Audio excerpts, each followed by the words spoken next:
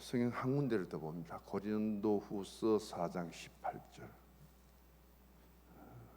290쪽입니다. 신약성경 290페이지 고린도후서 4장 18절 같이 읽습니다.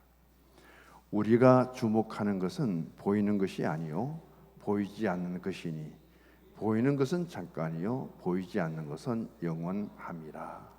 아멘.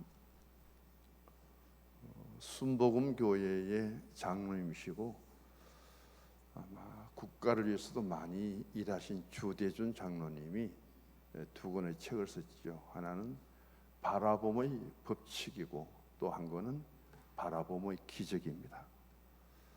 구약에서 예를 들면은 광야에서 불뱀에 물렸습니다. 극심한 고통이죠. 그리고 죽어갑니다. 고통 속에. 그런 가운데 그들이 모세가 만든 구리뱀을 보게 되죠.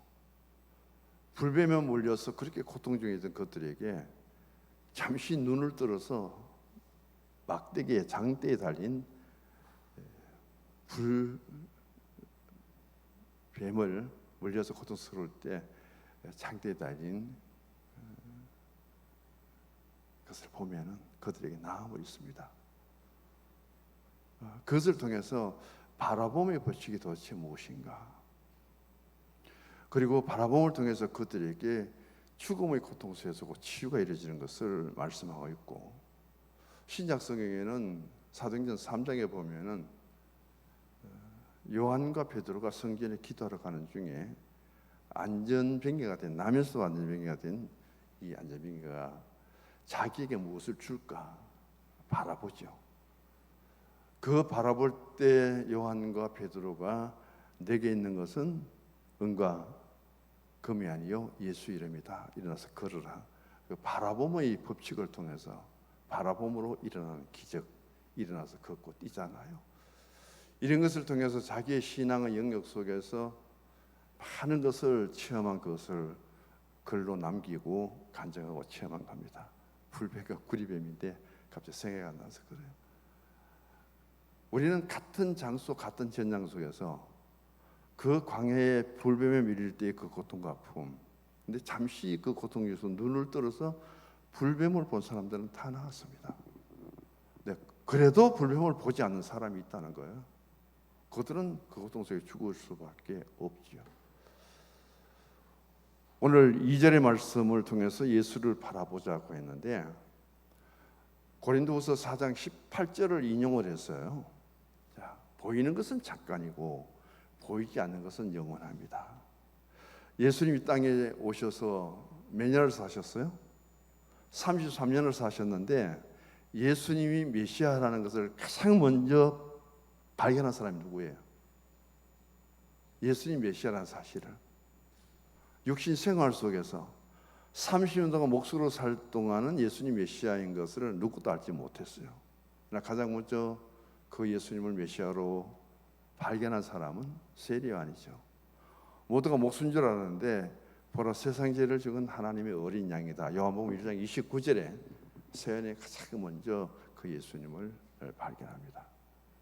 그 메시아로신 예수님이 이 땅 위에 메시아로 발견되고 인정받은 후에 계신 연수는 3년이에요. 3년이 예수님이 육신의 삶 속에서 우리에게 보여주신 것이고 그 예수님이 다시는 보여지지 않잖아요. 그래서 여기서 저는 예수를 바라보자는 것에 대해서 두 가지를 나눕니다. 하늘의 예수님과 땅의 예수님. 하늘의 예수님은 요한복음 1장 1절을 말씀드릴게요. 태초에 말씀이 계셨습니다. 그런데 그 말씀은 하나님과 함께 계셨고요. 그 말씀은 하나님이라. 하나님이 창조자이시고 그리고 창세기 1장 1절에 보면 태초에 하나님이 천지를 창조하셨는데 하나님이 명령하십니다. 무엇으로요? 말씀으로. 빛이 있으라. 그때 빛이 그대로 있게 되죠. 이를 성신이 있으라. 그 예수님의 말씀이 선제 말씀으로 계시면서 하나님의 명령의 창조의 모든 역동적인 창조 사역은 누가 하셨느냐? 예수님이 하셨다. 김균진 목사님이 연세대학교 명예교수로 마쳤는데 그분이 가장 이 사실을 강조하고 있죠. 그런 예수님이 이 땅에 우리에게 사역을 통해서 보여주신 것은 3년입니다. 그러나 보이지 않은 예수님은 얼마나 될까요? 예수님이 보이지 않는 세계 속에서 창조 교만 보더라도 말씀을 계셨던 예수님이 하늘에서 이 땅에 내려오시죠. 완전한 말씀으로 계셨고 완전한 신이었던 예수님이 이 땅에 오시면서 많은 피조물 중에서 유일하게 예수님이 인간의 몸을 입고 오십니다. 왜냐하면 인간의 죄를 용서하고 인간을 구원하기 위해서죠. 인간이 지은 죄를 죄 없는 사람이 대속하기 위해서는 똑같은 인간의 몸으로 인간이 지은 죄를 대신 짊어질 수밖에 없기 때문에 예수님은 다른 창조물로 오셔서는 안 된다는 거예요. 인간의 몸을 입고 오신 거죠. 이것을 성유신, 인카네이션이라고 합니다. 완전한 신이 완전한 인간의 몸을 입고 오셨다. 그렇게 오셔서 예수님이 이 33년의 생애 속에서 메시아 사역, 우리를 구원하고 우리에게 죄 용서를 주시고 우리가 하나님의 자녀를 삼으시고 이 일을 위해서 3년의 공생애를 하셨는데 오늘 2절의 말씀 보면은 예수님이 기쁨으로 그 일을 하셨다. 기쁨으로 그 일을 하셨다. 예수님의 마지막의 사건 속에서 우리가 바라볼 때요, 예수님의 공생애 사역 중에서 우리가 가장 지금 현실적으로 강조하는 예수님은 무엇이냐면 십자가 예수님이에요. 십자가 예수님의 대속이 없었다면 우리는 결코 죄 용서를 받을 수 없잖아요. 바라보자는 것 중에서 가장 우리가 신앙의 강조점을 둔다면 십자가 예수님인데 오늘 2절의 말씀은 십자가를 참으사 부끄러움을 개의치 않는 십자가 예수님을 바라보라는 거죠. 어디에 포커스를 두느냐는 게 중요합니다. 우리가 부활의 예수님께 우리의 관점을 두시기 바랍니다. 십자가에 달리셔서 죽으신 예수님이 3일 만에 무덤을 헤치고 살아나셔서 그리고 승천하잖아요. 그래서 십자가의 죽으심과 그 대속의 피 흘리심을 통해서 예수님이 부활 승천하시는 모습과 한번 비교해 보시기 바랍니다. 오늘 2절은 예수를 바라보는데 십자가의 대속의 주님의 그 고통 속에서 계셨던 예수님이 이 땅에 3년 동안 그 육신적으로 말할 수 없는 형벌을 받으신 예수님이 지금 어디 계신다고요? 하반절에 보면 하나님 보좌 우편에 앉아 계십니다. 그 예수님이 다시 이 땅에 또 오십니다. 언제? 재림하실 때. 그동안 우리는 예수님의 형상을 그대로 볼 수가 없는 거예요. 그런 것을 통해서 오늘 우리가 예수님을 바라보는데 어디에 계신 예수님을 바라보느냐는 것에 비중을 두시기 바랍니다. 스데반만큼 고통당하면서 죽어가는 사람도 별로 없겠죠. 왜냐하면 하나님의 말씀 설교 한 편 하다가 끝도 못 내고 돌에 맞아 죽습니다. 그 고통이 어디에 있겠어요? 그런 고통 속에서도 자기에게 돌을 던지는 사람을 보지 않았고요. 자기 몸에 피투성이가 돼갖고 흘리는 그 피를 죽어가는 자신의 현실을 보지 않고 그가 눈을 들어 하늘을 우러러 봅니다. 하늘 문이 열려버려요. 놀랍게도 성경은 말합니다. 하늘 보좌 우편에 계셨던 예수님은 우리가 전능하사 천지를 만드신 하나님 앞에 승천하시고 하나님 보좌 우편에 앉아 계셨던 예수님이 사도행전 7장 56절인가 보시면은 스데반의 그 고통 하늘 문을 열시고 보이시는 예수님은 서서 내려다보고 있습니다. 스데반의 순교 현장, 돌 맞아 죽는 그 현장을 예수님이 하늘 문을 활짝 여시고 그 현장을 지켜보고 있는 거예요. 그 예수님을 우리가 다시 만날 때가 언제일까요? 저는 여기서 두 가지를 고민을 많이 봤거든요. 하나님 나라의 예수님과 하늘의 예수님과 이 땅의 예수님. 하늘의 예수님은 어떤 모습일까요? 어떻게 지금 살고 있을까요? 어떤 환경 속에 있을까요? 성경은 우리에게 말씀하지만은 우리가 이런 죄를 짓고 육신 속에서 죽어야 될 생명인데도 불구하고 하나님 나라 죄가 없는 요한계시록 21장과 22장에는 죄가 없어요. 창세기 1장 2장은 죄가 없어요. 죄가 없는 하나님 나라에서 아픔도 고통도 눈물도 죽음도 없잖아요. 그곳에 계신 예수님이 지금 어떤 모습으로 우리를 바라보고 있을까? 그 좋은 하늘을 버리고 예수님 이 땅에 오셔서 3년 동안 예수님이 겪었던 고통과 아픔과 그 십자가의 고난은 비교가 안 되는 거죠. 잠깐 보이는 세상에 3년 동안 사시면서 그것도 공생의 일주일 마지막 주간에 예수님 받으신 그 고난과 아픔은 청량할 수가 없습니다. 그런데 십자가 뒤에 부활과 고난 뒤에 영광이 있다고 했는데 예수님 십자가 사건 이후에 예수님이 승천하십니다. 지금까지 하늘에 계시죠. 그 예수님 모습은 십자가의 고난의 예수님이 아니라 오늘 본문 2절 하반절처럼 하나님 보좌 우편에 지금 계시는 예수님을 바라볼 수 있기를 원합니다. 우리는 십자가에 달려서 고난당하시고 십자가에 죽으시고 돌무덤에 갇히신 예수님을 우리가 다시 기다리는 마라나타가 아니라 하나님 보좌 우편에 계신 마라나타 예수님이 다시 오시기를 기다리는 그분이 누구냐? 우리에게 다시금 영생의 자리로 우리가 부활의 생명체로 지금의 몸이 아니라 아픔도 고통도 눈물도 사망도 없는 그 부활의 몸으로 우리를 휴거해서 하나님 나라의 영광스러운 가장 영광의 자리에 우리를 인도하실 분이 바로 그 예수님이에요. 그런 예수님을 우리가 바라볼 때 살아가는 삶 속에서 수없는 생각을 합니다. 오늘도 많은 생각을 했을 거예요. 저도 요즘 생각이 많습니다. 어떻게 집을 구해야 되고 어떻게 이사를 해야 되고 버려야 될 것은 무엇이고 무엇이 필요한지. 제가 지금까지 호석인데도 인원 한마디 안 하고 저 혼자 진행하고 있습니다. 그런 상태 속에서 이야기가 돼야 되겠죠. 생각이 참 많습니다. 3절에 보면은 생각해라. 무엇을 생각하라고요? 예수님의 하나님 보좌 우편에 앉아 계신 예수님을 생각하는 것이 아니라 지금 뭐요? 십자가를 지시고 고난당하신 예수님을 생각하라.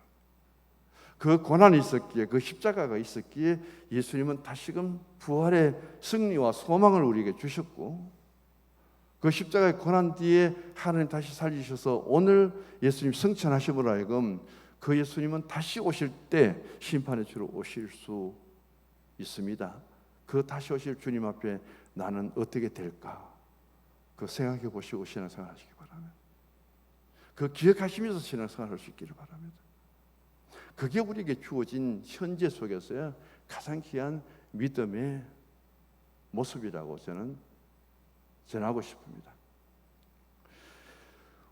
오늘 고린도후서 4장 18절의 말씀과 히브리서 12장 2절의 말씀을 연관시키면은 굉장한 의미가 있어요. 왜 보이는 세계가 보이지 않는 세계? 이 땅의 교회도 두 종류잖아요. 하나는 보이는 지상의 교회고 하나는 보이지 않는 천상의 교회입니다. 오늘 우리는 이 땅에서 보이는 현실 속에 코로나19 등 여러 환경을 통해서 지금 교인 숫자가 엄청나게 줄고 있습니다. 모든 교회가 지금 굉장히 힘들게 나아가고 있어요. 그러나 이 땅에 살다가 우리 주님 앞에 영광스러운 하나님 나라의 천상의 교회는 어떤 성도들이 지금 제단을 쌓고 있을까요? 그것을 저는 지금 알 수 없습니다. 그러나 사도 요한이 천상에 올라갔습니다. 하나님이 요한아 올라오너라 하고 부르셔서 요한계시록 4장부터 보면은 요한이 밤모섬에 기도하다가 하나님 부르심을 받고 하나님의 천상 회의에 참석합니다. 요한이요. 참석해서 하늘나라에서 이루어지는 일들을 다 보고 들은 대로 기록한 것이 요한계시록이잖아요. 요한이 하늘에서 어떤 것을 보았을까요? 그래서 요한계시록이 이 땅의 일이 아니라 하나님 나라의 일이에요. 하나님 나라에서 의논 되어지고 모든 이루어진 일들이 이 땅에 반드시 성취되고 이루어질 것을 기록해놨기 때문에 아직도 우리에게 다 알려지지 않는 비밀 속에 있는 계시 속에 묶여있는 그 세계가 요한계시록이죠. 설교할 때도 오류도 많고 잘못 해석해버리면 굉장히 문제도 많고 그래서 많은 목회자들이요, 요한계시록 설교를 안 하려고 합니다. 앞에까지 와요. 7개, 그 에베소부터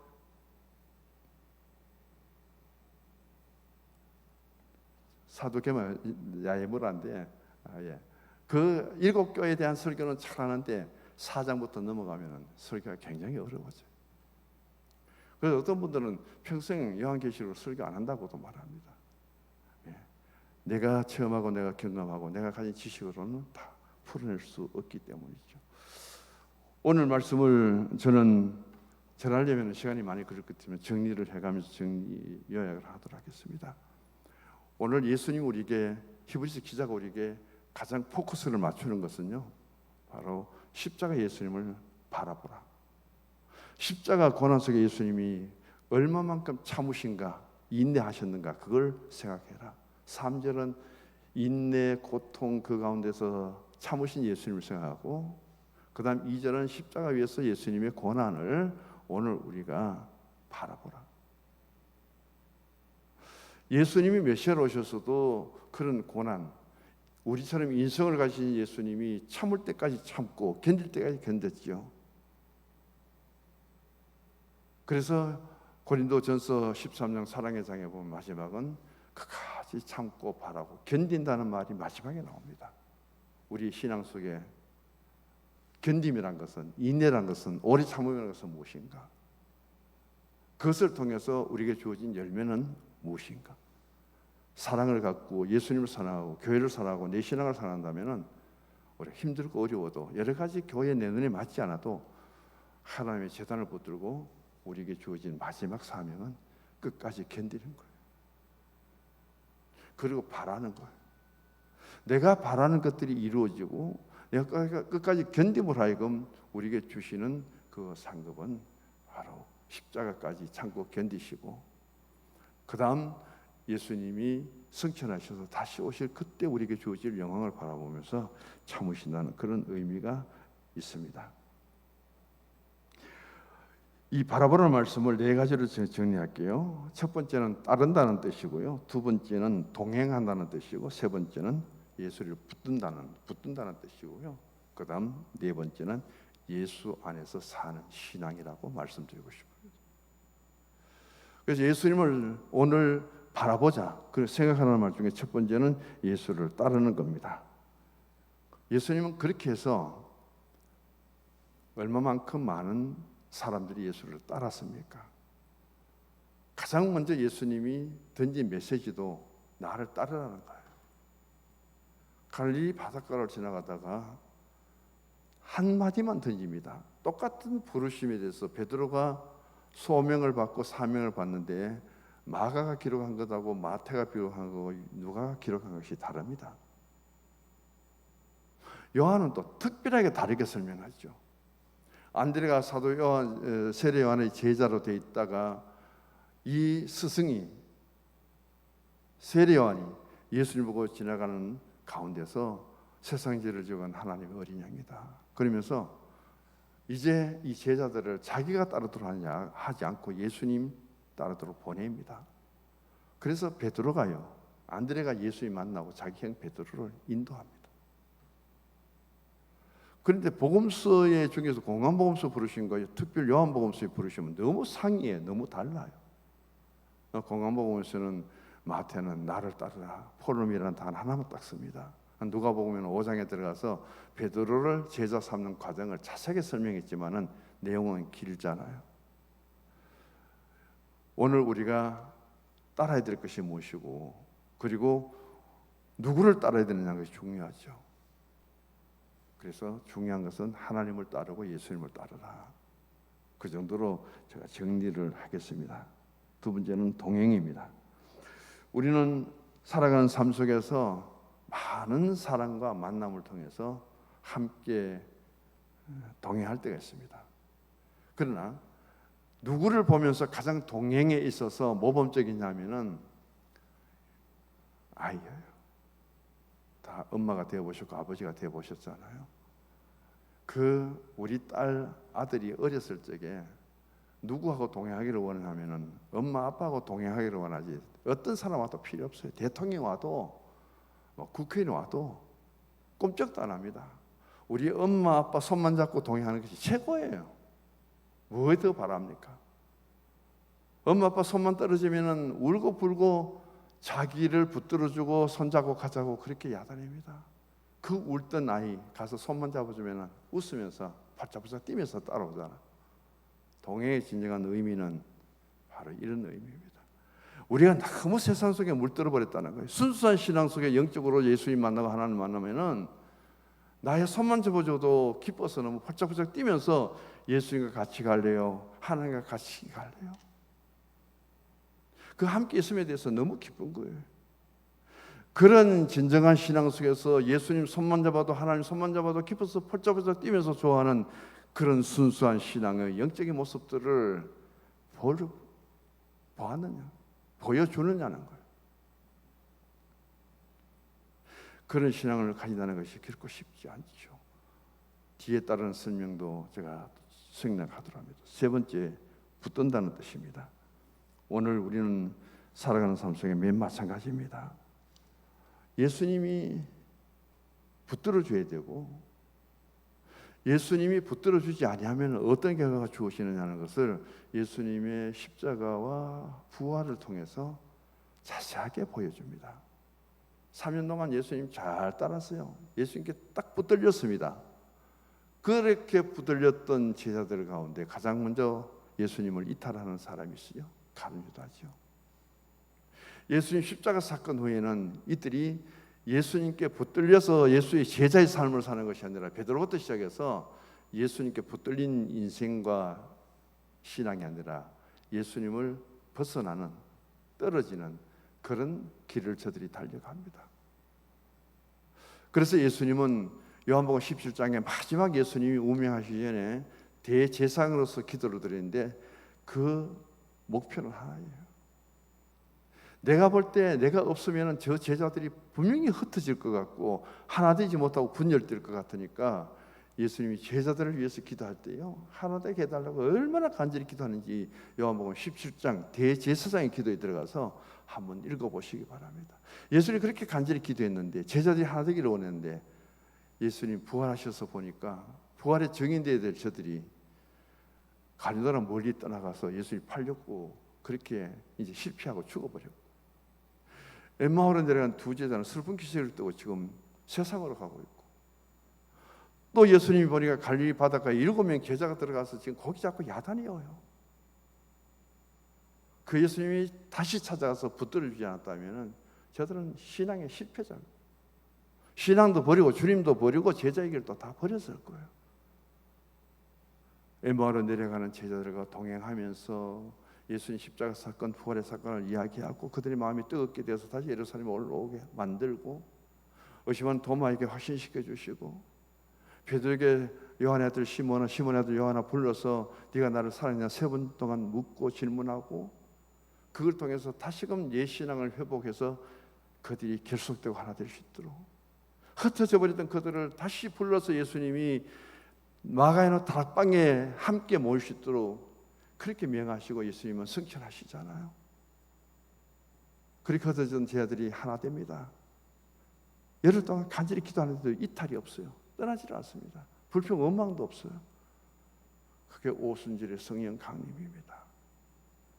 하나님의 교회에 하나 된다는 것이 결코 쉽지 않지만은 우리는 예수님께 붙들려야 되고 하나님 교회에 붙들려야 돼요. 내 신앙과 내 직분에 붙들려야 됩니다. 그럴 때에 우리는 주님 안에서 더 분열과 그리고 떨어짐이 아니라 모아서 하나 되고 거기 힘을 얻는 겁니다. 제가 장작 이야기 했잖아요. 아무리 잘 타던 장작도 하나 분열시켜 버리면 불 꺼지고 연기만 하는 거예요. 그 연기 얼마나 고통스럽고 힘듭니까? 그 장작들을 또 하나 모아 보십시오. 얼마나 화력이 좋고 힘이 있습니까? 주님 안에서 하나 되는 교회, 주님 안에서 분열되지 않고 일치를 이루는 교회, 거기에 기도가 있어야 되고 거기에 말씀에 은혜가 있을 때, 감동이 있을 때 하나님은 축복해 주실 줄 믿습니다. 그 말씀이 바로 주님 앞에 붙들리는 공동체예요. 마지막은 예수 안에서 사는 겁니다. 사도 바울이 갈라디아서 2장 2절 20절에 너무 자세하게 자신의 고백을 하고 있죠. 내가 그리스도와 함께 십자가에 못 박혀 죽었나니 죽었다고 합니다.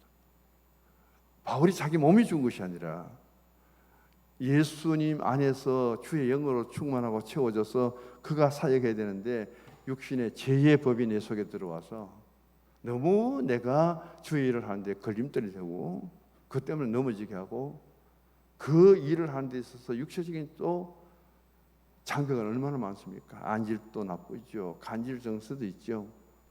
그런 것을 통해서 바울은 내 육체 이런 것들, 소욕들, 중욕들 십자가에 못 박아 죽여버리고 그런 나의 어떤 인간적인 소욕을 다 비워버린 그곳에 예수님 오셔서 이제 예수 안에서 내가 산 것이 아니라 내 안에 예수가 사는 것이라. 그게 예수 안에서 살아가는 삶이에요. 그래서 복음서 그리고 바울 서신을 통해서 가장 강조하는 것은 다른 거 없습니다. 내가 인생의 삶을 살아가면서 예수 안에 살고 있느냐 예수 밖에 살고 있느냐. 이 지저스 크라이스트라는 예수 안에서의 나의 삶이 최고예요. 그 예수 없는 세상의 삶은 아무리 모든 것이 주어져도 우리에게는 하늘의 소망도 영광도 기쁨도 없는 거예요. 전도서를 빌리면은 그게 인생의 헛되고 험한 인생으로 하여금 끝인 거예요. 그런 삶 속에서 오늘 우리가 예수를 바라봐야 되는데 차원을 좀 달리해서 산상수훈은 마태복음 5장에서 7장까지인데 이 땅에 우리가 발을 붙이고 삽니다. 똑같이 살아가야 돼요. 그러나 우리의 영혼은 신앙은 어때요? 하늘나라의 시민처럼 살아가는 거죠. 그게 산상수훈입니다. 참 어려워요. 이 땅에 살면서 우리의 영적인 존재는 이 땅을 벗어나서 발을 띄고 좀 더 높은 공간의 차원에서 하늘나라 시민처럼 천국의 백성처럼 한번 살아봐라. 그게 이루어지는 것이 산상수훈인데 가르침은 좋지만은 실천하기 너무 어렵죠. 다시 한번 성서중앙교회에 우리 살아계신 주님이 오셔서 이곳에 몸담고 우리 신앙생활 하시는 분들은 이 땅에서 우리가 보이는 교회 속에서 보이는 장로님, 권사님 만남 속에서 우리 신앙생활을 이루지만은 길어야 인생의 수가 얼마입니까? 오랫동안 많은 삶 속에 만남 속에 우리가 살아왔지만은 결국은 이 교회 목사로 와서 또 우리 성도들 같이 지난 25년의 목회가 이 만남 속에서 이루어졌고 이제 끝나면은 또 헤어지게 되는 것이고 그게 인생의 이 땅에서 만남이에요. 그러나 천국에서의 만남은 영원하죠. 비교될 수가 없죠. 그날을 소망하고 그 예수님을 바라보고 그 고난 참으신 예수님을 생각하는 우리 성도님이 되셔서 성서중앙교회가 참 예수님 안에서 이 땅에 잠시 머무는 동안 우리가 주님 믿고 좋은 공동체 하나 되게 하시고 영원히 보이지 않는 하늘나라에서 영생을 누릴 수 있는 그 소망을 가지시고 좀 더 참고 견디고 신앙 안에서 승리하기를 주의 이름으로 축복합니다. 하나님 아버지